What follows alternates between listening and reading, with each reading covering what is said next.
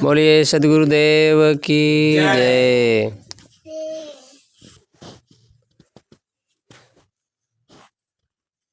परम पूज्य गुरुदेव जी, अर्चनीय वंदनीय संत समाज, धर्म प्रेमी सज्जनों और सबका आज उत्साह है एक बच्चे के प्रति। ये बहुत अच्छा है कि इसी बहाने संतों को बुलाया जाता है और ऐसी भावना सब में बनी रहे, उत्साह बना रहे, परिवार में आपस में सुमत संगठन बना रहा है। इसके लिए कुछ संतों का या समागम या कुछ खान पान का व्यवहार किया जाता है, तो बहुत अच्छा लगा। अब हमारे बीच कौशाम्बी से पधारे श्री प्रहलाद साहब जी, जिनके मुखारबिंद से ज्ञान अमृत हम सुनना चाहते हैं और आपसे निवेदन है कि अपने ज्ञान गंभीर विचारों से हम सबको लाभान्वित करने की कृपा करें। साहेब नहीं साहब। बोलिए सद्गुरुदेव की जय। पूजनीय गुरुदेव जी, मुद मंगलमय संत समाज, भाई एवं बहनों एवं भक्त समाज, आज सभा में एक बच्ची पीहू के बर्थडे का उत्सव है और सब परिवार सहित उत्सव में शामिल हैं। बड़े हर्ष और उल्लास के साथ उनका बर्थडे मनाया गया। उसके विषय में साहब के आदेशानुसार कुछ कहने का प्रयास करता हूँ। सुमति रहे परिवार में, जा घर स्वर्ग समान। साधु सेवे गुरु भक्ति करी, लेवे मोक्ष महान। बड़े हर्ष की बात है। डॉक्टर साहब कोई भी काम करते हैं संतों के आज्ञानुसार करते हैं। ऐसा सेवा भाव, श्रद्धा भाव संतों के प्रति रखना बड़े भाव भक्ति की गरिमा है। ऐसी ही गरिमा इनकी बनी रहे और इनके परिवार वालों की ऐसी श्रद्धा भक्ति संतों के प्रति बनी रहे। तो सुमति रहे परिवार में, जा घर स्वर्ग समान। साधु सेव गुरु भक्ति कर, लेवे मोक्ष। जहाँ सुमति है, जहाँ सुमति है तो वहाँ सबके प्रति दया भावना, शील विचार गुण संग्रहित होते रहते हैं। जहाँ पर सुमति होती है वो घर स्वर्ग के समान होता है। एक दूसरे के प्रति दुख सुख में खड़े होना, एक दूसरे के प्रति दुख सुख में सहारा देते हुए किसी का हानि लाभ कैसा क्या है, एक दूसरे को सहारा करते हुए, यही स्वर्ग है, यही व्यवहार का कर्तव्य है। असाधु सेव गुरु भक्ति कर, लेवे मोक्ष महान। संतों की गुरु भक्ति करके अपने जीवन को निर्मल बनाना है, क्योंकि जीवन, मानव जीवन ये दीपक है, पता नहीं कब बुझ जाए, इसका कोई भरोसा नहीं। इसलिए हम अपने कल्याण का काम तुरंत कर लेना चाहिए। गोस्वामी तुलसीदास जी ने कहा है, साधन धाम मोक्ष कर द्वारा, पाए न जो परलोक। ये साधन द्वार है, ये मोक्ष मुक्ति का द्वार है। जो नहीं संभाल लेगा परलोक के लिए, और यहाँ क्या है, हम मनुष्य का साधन ही मुक्ति का साधन, कार्य करने का साधन यही मनुष्य जीवन है, यही पेड़ है। इसी पेड़ में देखो, पास जाते हैं सभी लोग छाया पाते हैं। और फिर इस पेड़ में हम अपना कल्याण क्यों न कर पाए? जब हम अपना कल्याण कर पाएंगे तभी दूसरे को कल्याण कर सकते हैं। हमारे सद्गुरु इतने महान पुरुष हैं, स्वयं अपना कल्याण किए हैं, तभी तो हम लोग उन्हीं के आश्रित में कल्याण कर रहे हैं। हमारे गुरु के द्वारा ही हम सब लोग साधक हैं, हम उन्हीं के डिब्बे हैं, उन्हीं के द्वारा हम अपने मंजिल पर, अपने रास्ते पर चल रहे हैं। तो इसलिए अपने काम को बड़ी निर्भयता से करना चाहिए, क्योंकि ये हमारा धन, ये वो धन है, इसमें दुख नहीं होगा, सुख ही सुख होगा। क्योंकि दुख हमारे लिए आते हैं तो दुख आते हैं तो सुख की राह बताने के लिए आते हैं। अगर दुख नहीं आएंगे तो सुख हमें नहीं मिलेगा। तो दुख हमारे सगे भाई हैं, दुख में घबराना नहीं चाहिए। दुख हमको मंजिल की ओर ले जाते हैं, यही मंजिल अपने धाम की ओर पहुंचाते हैं। देखो, मानवेतर प्राणियों में कहाँ सुख शांति है? वो प्रकृति के द्वारा ही जीते हैं। भेड़, भैंसे, बैल, बकरा, अनेक प्रकार के जो मनुष्य के नीचे पशु हैं, उस साधन मनन करने की शक्ति नहीं है, उसमें कोई प्रकार का सोचने समझने की शक्ति नहीं है। प्रकृति के द्वारा जो नियम बने हैं उन्हीं नियमों में चलते हैं। क्योंकि इसी नियम मानव जीवन में ही पुण्य पाप करके हर योनि में जाते हैं। तो ये साधन द्वार है, साधन धाम मोक्ष कर द्वारा पाए न जो परलोक समारा। तो सुमति रहे परिवार में जा घर स्वर्ग समान, साधु से गुरु भक्त कर ले मोक्ष। यही संतों की सेवा में ही अपने जीवन को कल्याण का काम कर सकते हैं। देवरान जेठान में किसी प्रकार का मतभेद नहीं होना चाहिए, भाई बहन में किसी प्रकार का मतभेद नहीं होना चाहिए। अगर हम अपने बच्चे को, कोई वस्तु है तो देवरान सोचे जेठानी के बच्चे को पहले कोई वस्तु खाने को दे, फिर अपने बच्चे को दो। यही जेठानी का कर्तव्य है कि मैं अपने बच्चे को नहीं देकर छोटी बहन वाले बच्चे को दूं, सभी परिवारों को दे करके ही मैं अपने बच्चे को दूं। यही सुमति है, सुमति का यही संगठन है, तभी तो रामराज होगा, नहीं रामराज कहाँ होगा। देखिए, ये रामायण कहलाती है, राम का वनवास होता है। राम बड़े प्रेम से जाते हैं और उनकी भी लालसा थी कि मैं यहाँ रहकर क्या करूँ, और वन में जा कर के मैं संतों की सेवा करके अपने जीवन को निर्मल बनाऊंगा। उन्हें भी आशा थी, मगर एक समय ऐसा आ गया उनका प्रारब्ध तो जीवन को निर्मल बनाने का उन्हें चांस आ गया। और लक्ष्मण भी तैयार होते हैं। सुमित्रा माता कहती है, तुम्हें अवध में काम नहीं है, अवध तहाँ जहाँ राम निवासु, तहाँ दिवस जहाँ भानु प्रकाशु। सुमित्रा कहती है लक्ष्मण से, अवध तहाँ जहाँ राम का निवास है, वहीं अयोध्या समझो बेटा, वहीं अयोध्या समझो। जहाँ दिवस तहाँ भानु प्रकाशु, जहाँ सूर्य का प्रकाश, वहीं समझ लो दिन।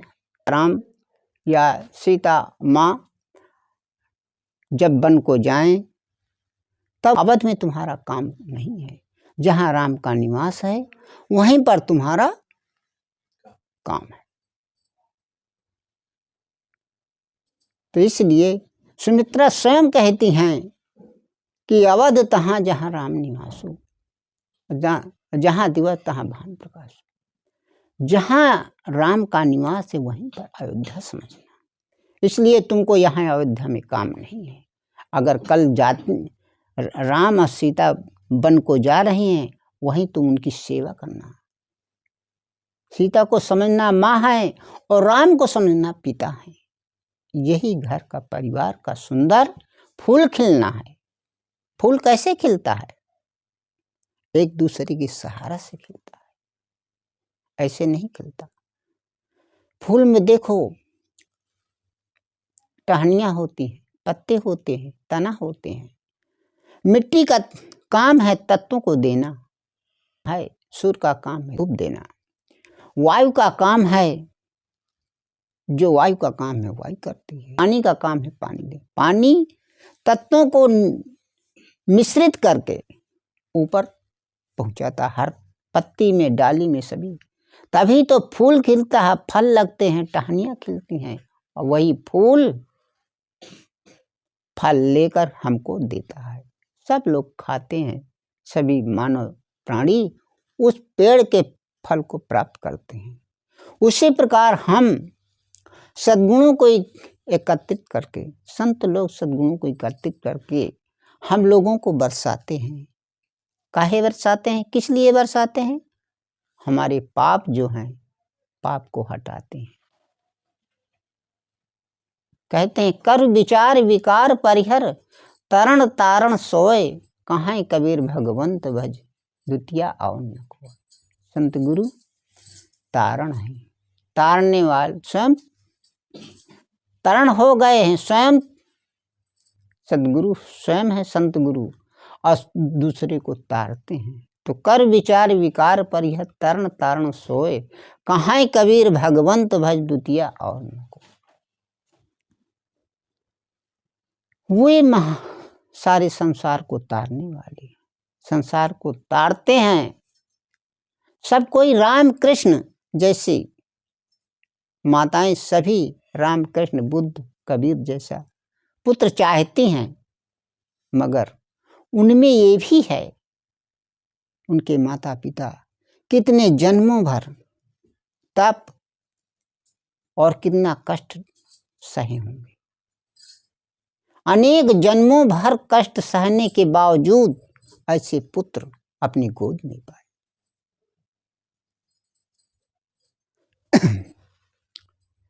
अब कृष्ण के बारे में ही समझ लीजिए। कृष्ण जैसा पुत्र कोई माता पिता पाते हैं तो उनको जीवन भर जेल में रहना पड़ा। वासुदेव और देवकी को कितना कांटे सहने पड़े। शाम के होता सवेरा, तब कहीं दिन निकलता सुनहरा।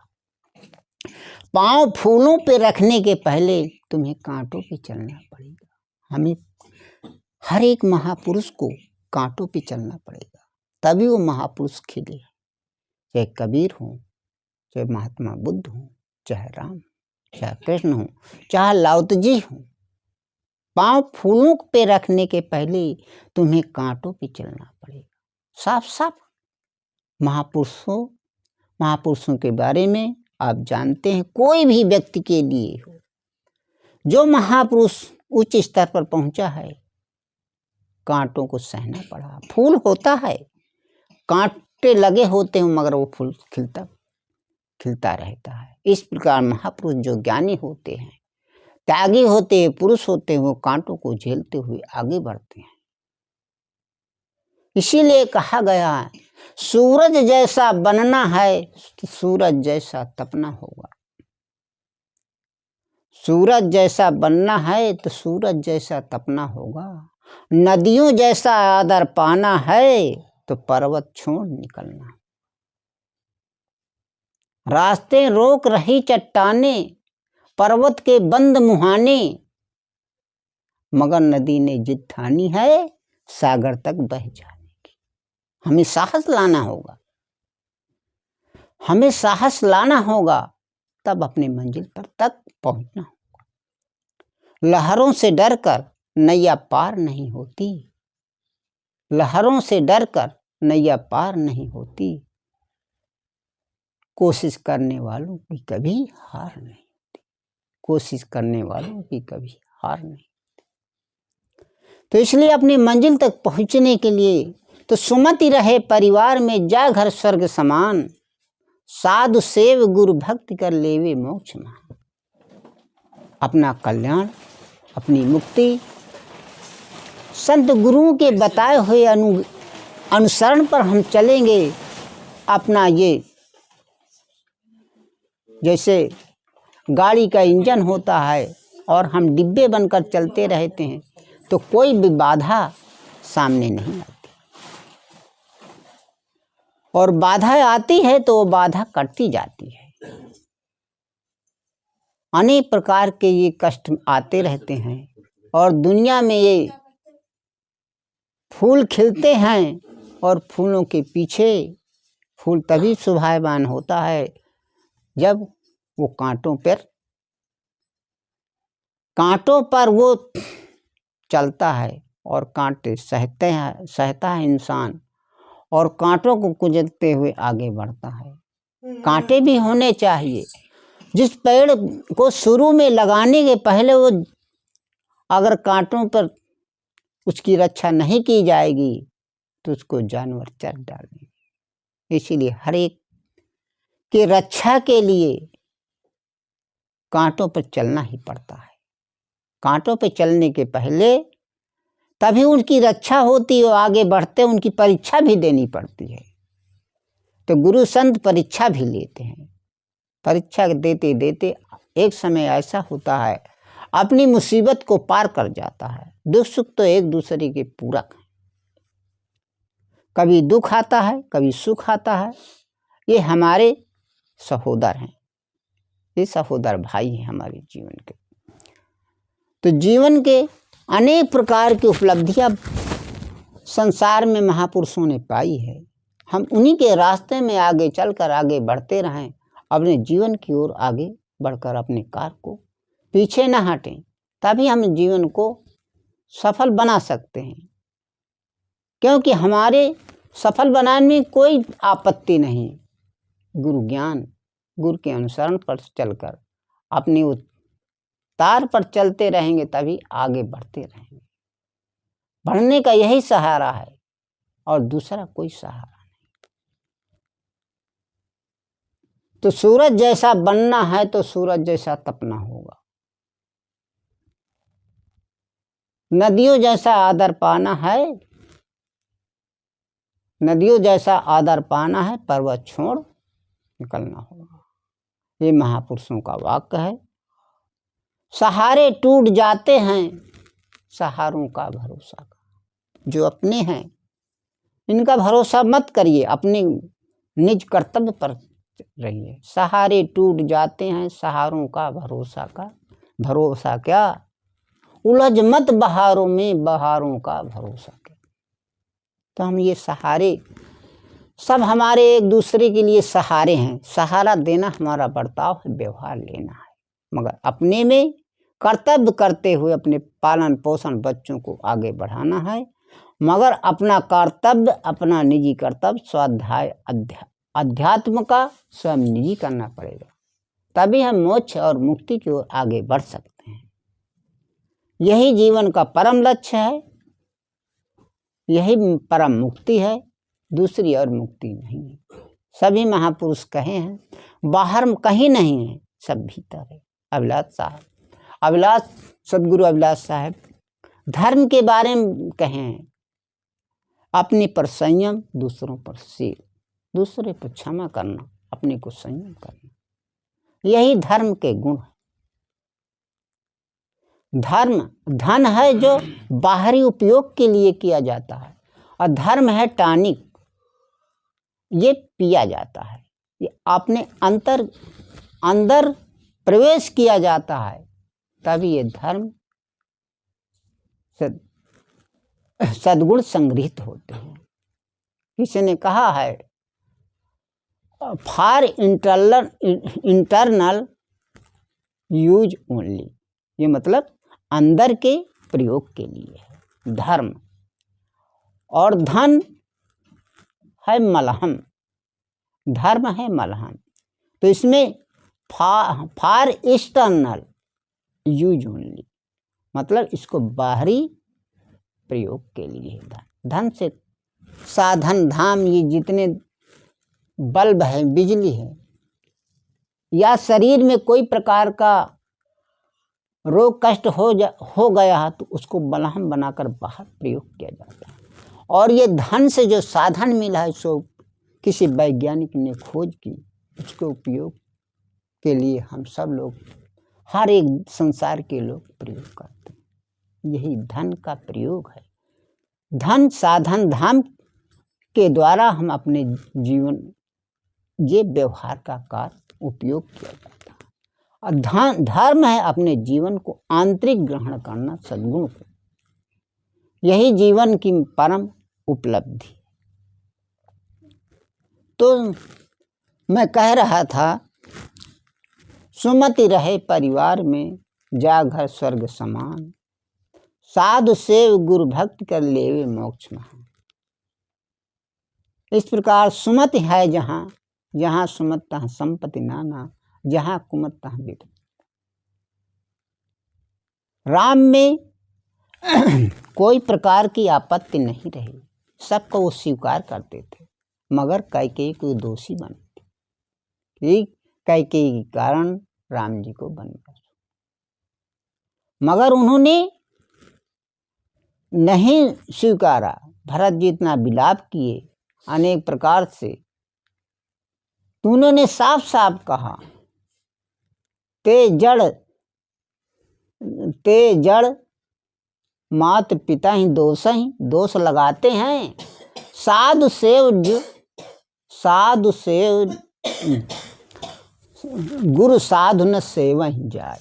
मतलब साधु संतों की जिसने सेवा नहीं की वो क्या जाने, माता को दोष लगाते हैं। वो नहीं जानते, जो साधु संतों की संगत नहीं की, सभा में नहीं बैठे, तो वो नहीं जानते कि कैसी नियम है कैसा नहीं है, तो वो दूसरे को दोष लगाएंगे। वो जड़ है, वो मूर्ख हैं। राम जी ने अपने स्वयं कहा,